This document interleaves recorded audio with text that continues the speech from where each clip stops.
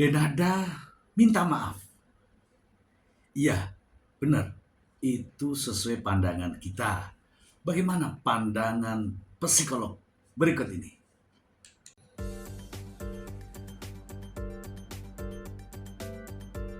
Setelah kita bedah wajah yang terkunci dan nada suara yang penuh filter, sekarang saatnya kita masuk ke menu utama, bedah statement. Secara emosional, klarifikasi Denada ini vibes-nya ibu banget, menyentuh, pasrah, dan bikin terenyuh. Tapi kalau kita bedah pakai logika struktural, ternyata banyak celah yang bikin kita mikir. Ini pengakuan tulus dari hati atau cuma strategi damage control supaya nggak makin dirujak sama netizen?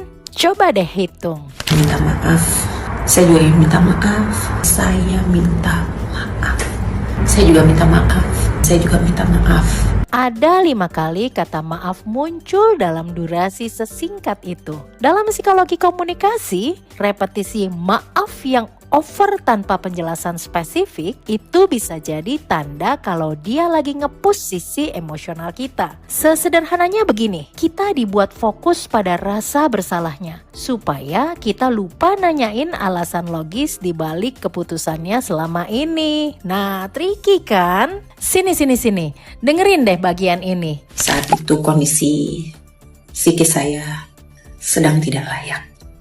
Kalimat ini pinter banget, abstrak, gak ada konteks, dan gak ada batas waktu. Dalam narasi publik, isu psikis sering dijadiin tameng moral. Kenapa? Karena netizen biasanya bakal auto kasihan dan gak berani debat kalau udah bawa-bawa mental. Kesan yang ditangkap, Gue emang salah, tapi gue juga korban keadaan kok. Aman kan? sekarang lanjut ke Itu kesalahan saya, itu kebodohan saya, itu kekhilafan saya. terdengarnya gentle dan berani ya. Tapi tunggu dulu, meskipun dia mengaitkan ini dengan kondisi psikisnya, pengakuan ini tetap terasa sangat general. Inilah yang disebut performative self-blaming atau self-deprecation. Dia sengaja melabeli dirinya dengan kata kasar kayak bodoh atau kilaf untuk meredam kemarahan massa. Jadi alih-alih kita kritis bedah detail keputusannya, kita dibuat merasa cukup cuma dengan melihat dia menghukum dirinya sendiri di depan kamera. Sampai akhirnya dia bilang, Saat ini saya cuma bisa berdoa dan saya hanya bisa berharap.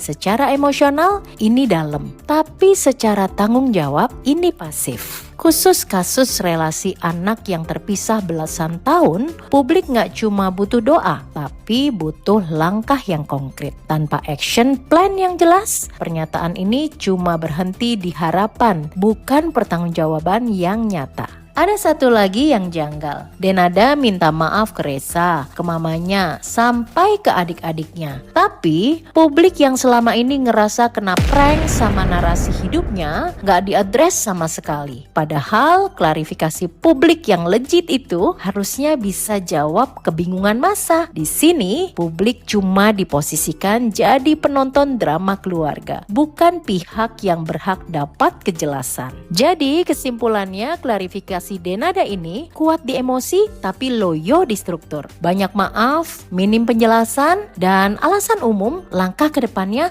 nggak konkret dan kita tetap ditinggalin dengan sejuta pertanyaan. Itulah 3 sudut pandang analisis kasus Denada. Mulai dari mikroekspresi, nada suara, sampai isi statementnya. Semuanya nunjukin satu hal, public image management yang super ketat. Kamu suka bedah kasus yang ngena kayak gini? Stay tune terus ya. Terus saja di akun ini untuk analisa tokoh-tokoh yang lainnya.